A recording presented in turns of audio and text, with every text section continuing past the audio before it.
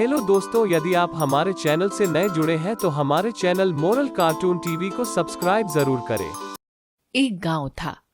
वहां एक मूर्तिकार रहता था। एक बार मूर्ति बनाने के लिए उसे कुछ पत्थरों की आवश्यकता थी, तो वह जंगल की ओर जाता है।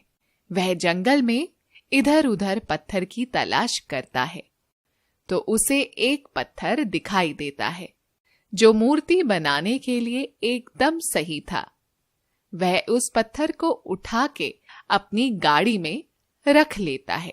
कुछ दूर जाने पे उसे एक और पत्थर दिखाई देता है और वह उसे भी उठाकर अपनी गाड़ी में रख लेता है और अपने गांव की ओर चल देता है। जब वह चोट मारने लगता है, तभी उस पत्थर में से आवाज आती है, रुको रुको, कृपा करके रुको। मूर्तिकार इधर उधर देखता है। उसे समझ नहीं आता कि यह आवाज कहां से आ रही है। रुको रुको, कृपा करके मुझ पे हथौड़ा मत चलाओ। मुझे हथौड़े की मार से बहुत डर लगता है। अगर तुम मुझ पे हथौड़ा चलाओगे तो मैं टूट जाऊंगा, बिखर जाऊंगा। कृपा करके मुझे छोड़ दो और किसी और पत्थर से मूर्ति बना लो। उसे उस पत्थर पर दया आ जाती है और वह उस पत्थर को छोड़कर दूसरा पत्थर उठा लेता है। ये पत्थर बढ़िया लग रहा है, इससे मूर्ति बनाता हूँ। यही सोचकर वह पत्थर पर जोर जोर से चोट करना शुरू करता है और इस बार पत्थर से कोई आवाज भी नहीं आती है और कुछ ही देर में मूर्ति बनकर तैयार हो जाती है। कुछ दिनों के बाद गांव के मंदिर में मूर्ति की स्थापना का दिन आता है। कुछ गांव वाले मूर्तिकार के घर जाते हैं और बोलते हैं, अरे भैया मोहन, क्या तुमने मूर्ति बना दी मंदिर में स्थापना के लिए? हाँ, वो तो मैंने 2 दिन पहले ही बना ली थी। मैं तो आप लोगों का ही इंतजार कर रहा था।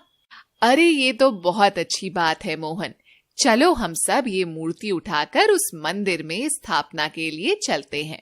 अरे भाई रुको रुको, मूर्ति के आगे एक पत्थर और भी तो रखना पड़ेगा जिसपे लोग नारियल फोड़ सकें। वह व्यक्ति इधर उधर देखता है ताकि उसे कोई पत्थर मिल सके। तभी उसकी नजर उस पत्थर पर पड़ती है जिसे मूर्तिकार ने छोड़ दिया था और वह व्यक्ति उस पत्थर को उठा लेता है। ये पत्थर बढ़िया लग रहा है और मजबूत भी है। जब इसके ऊपर लोग नारियल फोड़ेंगे तो झट से नारियल फूट जाएगा। और सब गांव वाले मंदिर की ओर चल देते हैं। तभी उस पत्थर में से जोर जोर से आवाज आती है, अरे रुको रुको मूर्ख लोगों, मुझे कहाँ ले जा रहे हो? हे भगवान, मुझे बचाओ, मुझे तो कहीं नहीं जाना। मुझे तो कठिन परिस्थितियों से बहुत डर लगता है, मैं इनका सामना कभी नहीं कर सकता। हे भगवान, मुझे बचाओ, आज तो मैं मर ही गया। हे भगवान, मुझे बचाओ, बचाओ, बचाओ। रास्ते भर वह पत्थर बहुत जोर जोर से चिल्लाता है। तभी सब गांव वाले मंदिर पहुंच जाते हैं और मूर्ति की स्थापना कर देते हैं और उस पत्थर को उसके आगे रख देते हैं। फिर सब लोग उस मूर्ति की पूजा करना शुरू कर देते हैं। मूर्ति बना हुआ पत्थर इससे बहुत खुश हो जाता है। लोग उस पत्थर को दूध से स्नान करवाते हैं, उसे चंदन का लेप लगाते हैं और उसके ऊपर फूल चढ़ाते हैं। ये सब देखकर दूसरा पत्थर मूर्ति बने हुए पत्थर से बोलता है, अरे भाई, तुम्हारे तो बहुत मजे हैं। लोग तुम्हें तो दूध से स्नान करवा रहे हैं, तुम्हारी पूजा कर रहे हैं, तुम्हारे ऊपर फूलों की बारिश कर रहे हैं। तुम्हारी जिंदगी तो बढ़िया है। तभी एक व्यक्ति उस पत्थर पर जोर से नारियल फोड़ता है। अरे मर गया, हाय मैं तो मर गया, हाय मेरी कमर तो टूट ही गई।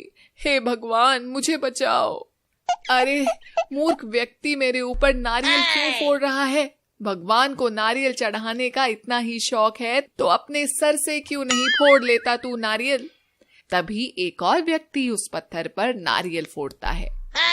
हाय हाय, मर गया, आज तो मेरी शामत ही आ गई। हे भगवान, मुझे कहाँ फंसा दिया आज आपने। मैं तो जंगल में पेड़ की छांव के नीचे मजे से आराम कर रहा था, यह आपने मुझे कहाँ फंसा दिया। हाय हाय, मैं तो मर गया। ये सारे मूर्ख व्यक्ति मेरे ऊपर बारी बारी से नारियल फोड़ फोड़ कर मुझे मार ही डालेंगे। यह सब देखकर मूर्ति बना पत्थर उस पर जोर जोर से हंसता है। हा हा हा हा हा हा हा। तुम तो बहुत खुश होगे ही, तुम्हारी सेवा जो हो रही है। तुम्हें तो मिठाइयाँ खाने को मिल रही है और यहाँ तो मेरी कमर की हालत बिगाड़ दी इन इंसानों ने। हाय हाय, बहुत दर्द हो रहा है, कोई मलहम ही लगा दो। तब मूर्ति बना हुआ पत्थर उस दूसरे पत्थर से बोलता है, दोस्त, तुमने भी अगर उस दिन पहला प्रहार सह लिया होता तो आज तुम मेरी जगह होते और लोग तुम्हारी भी पूजा कर रहे होते। तुम्हें भी दूध मक्खन से स्नान करवा रहे होते, तुम्हारी भी पूजा हो रही होती।